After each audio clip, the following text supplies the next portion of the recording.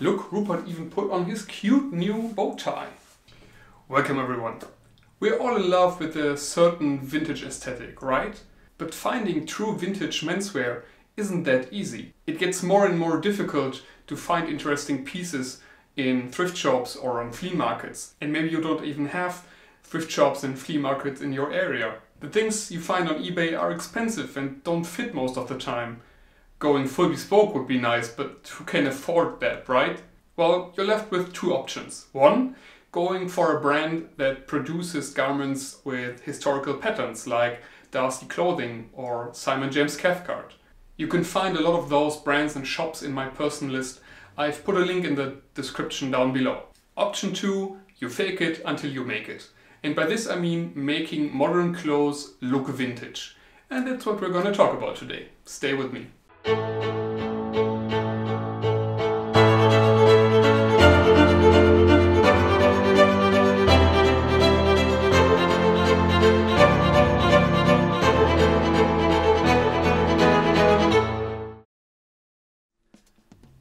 First up, some shopping tips.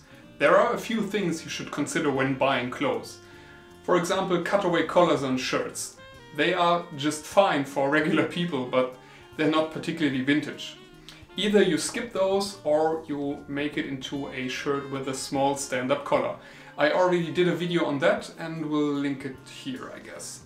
For trousers, waistcoats, jackets and whole suits, you above all need to go for the right fabrics. A S200 navy suit fabric will probably never look particularly vintage. Instead, go for tweeds and flannels. Evening wear and the German passion for black aside, it's probably a good idea to go for something that is not too dark and includes a classic pattern like this window pane here.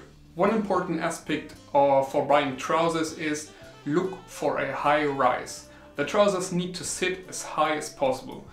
Best thing is when they sit on your belly button. Low-rise trousers will probably never look vintage. Finally, avoid garments that are cut too slim. No slim fit.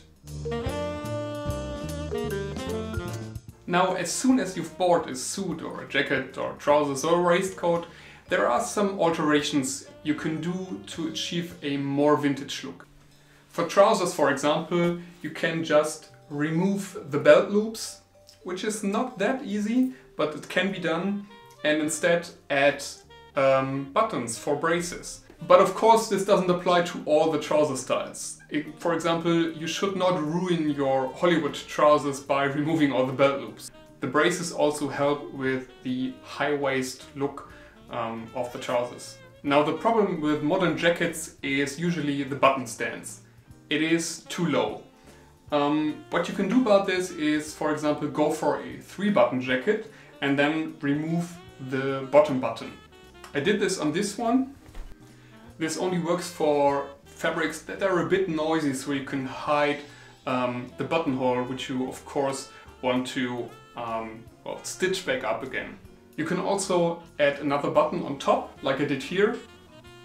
And the result is some kind of 2-3 roll lapel jacket. You might also just press the lapel so it stays that way. Oh, my bespoke tailor friend Sebastian will pull out his hair when he sees these dirty tricks I'm using. The good thing is that you usually do have a spare button or two coming with a jacket.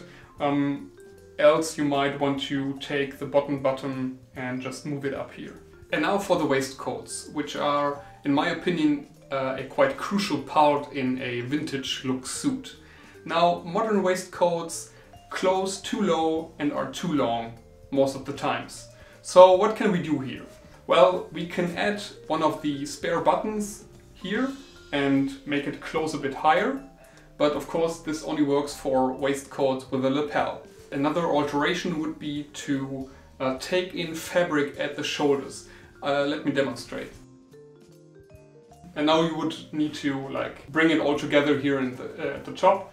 The good thing here is you're actually solving 3 problems. First is the waistcoat closes higher, it gets shorter, and On modern waistcoats, the armholes are usually too big, so you get those a bit closer, which is great. The problem here is this is a quite complex alteration because the neck hole of the waistcoat here in the top tends to get very narrow here. So you might need to alter like the lapel so you still have enough room for your neck, and also alter the lining in the back. But it can be done. So either you do it yourself or again you go to an alterations tailor. You can also just cut off the bottom of a waistcoat like I did here. Just like cut it off, leave 2 centimeters of seam allowance, which you then fold inside, secure it with a basting thread, press it and then close the bottom with like a blind stitch. The result is a waistcoat with a straight bottom, which requires some getting used to, but it's not inaccurate, historically speaking. Also, make sure you don't cut off too much because the bags of the pockets also end right here. So if you cut off too much, you cut off the pocket bags. Final remarks for today: mind the accessories.